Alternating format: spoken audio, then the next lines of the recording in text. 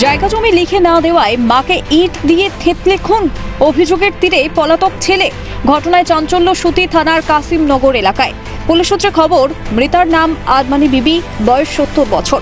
দীর্ঘদিন ধরে একটি জমি নিজের নামে লিখে দেওয়ার জন্য মাকে চাপ দিচ্ছিলেন অভিযুক্ত মংলু শেখ।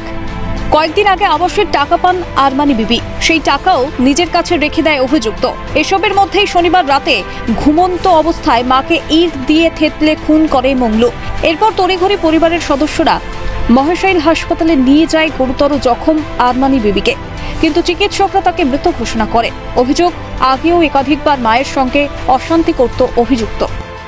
দেড় কাঠা মাটি, আধ কাঠা লিখে দিয়েছে। আপনার বোনকে লিখে দিয়েছিল? আচ্ছা, সেই কারণে কি আপনার ভাই তার রাগ, এই জায়গা লিখে দেওয়ার কারণে কি রাগ? মন খবর ওই জানছে, আমরা তো আর জানছি না। মাকে খুন করার পরই বাড়ি থেকে পালিয়ে যায় অভিযুক্ত মংলু।